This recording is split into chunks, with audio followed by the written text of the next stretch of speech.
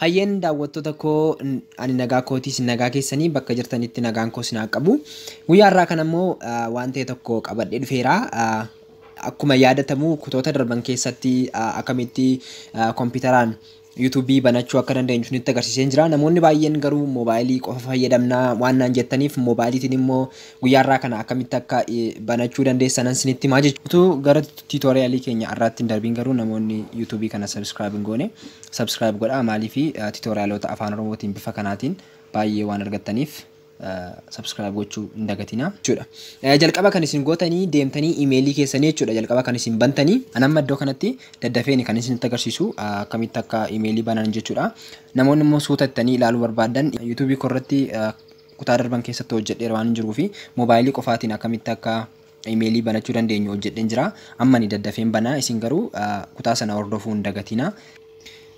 Erga emailii keessan irratti kilik gootaniiti yoo kanaan dura saayiniin hin goone ta'e bifa kanaatiin isiniif dhufaa jechuudha. Warri emailii qabdan kana gochuun isinirra hin jiru. Warri emailii hin qabne immoo kana akka kanatti isiniif dhufaa jechuudha. Kanaaf amma emailii warri hin qabne create gootu yoo emailii haaraatiin jalqabdan gaariidha waan ta'eef create gootu jechuudha daddaftanii kan daddafeen isinitti agarsiisa.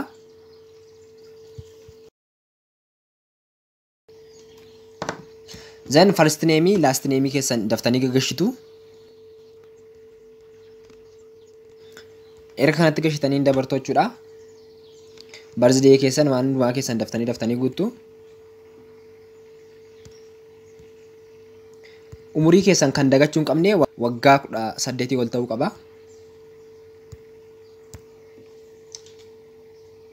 As keessaatii kan garaa keessanii filattanii dabartu yookiin immoo adanatti create gootanii an ofii keessanitti barreeffachuu dandeessu jechuudha. Ani garuu isuma kanaan fudhadha waan ta'eef isuma kanarratti click godha.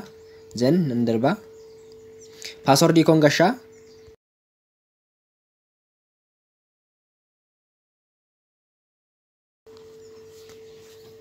Erga kanaati kun amma create gootanii kaatan jechuudha. Next jettu. Then gadi buutanii agree jechuudha. Erga amma kanatti isiniif xumuree amma isin kan isin gochuu qabdan YouTube irra galtu jechuudha. Erga akka kanatti YouTube keessan banattaniiti then gara harka mirgaa keessan irraati gubbaa kanarratti click gootu iddoo kanarratti jechuudha. Erga kana keessa galtaniiti amma lataa dhalootaa kan jedhu dhufeera naaf galeera. Yoo isiniif hin galle ta'e galuu iddoo kanarratti click gootanii emailota jiran keessaatii filattu jechuudha. Yoo emailiin keessan kun dhufeera hin galle ta'e then iddoo kanaati your channel kan jedhu irratti click gootu jechuudha. Your channel gaafa isin jettan iddoo kanatti isiniif dhufaa jechuudha. YouTubein keessan ofii keessaniiti. Amma iddoo kanatti maqaa isaa jijjiiruu dandeessu akka garaa keessaniitti jechuudha. Maqaa barbaadan iddoo kanatti maqaa YouTube keessanii kan isiniif ta'a maqaa YouTube keessanii kan hin ta'a jettanii yaaddan iddoo kanatti filattanii guutuu jechuudha. Iddoo kanatti sirriitti of eeggattanii guutuun isinirra jira maaliif maqaa YouTube keessanii itti yaaddanii yoo maqaa bareedaa isaa godhattan waan wayyuuf jechuudha. Then create channel jettu.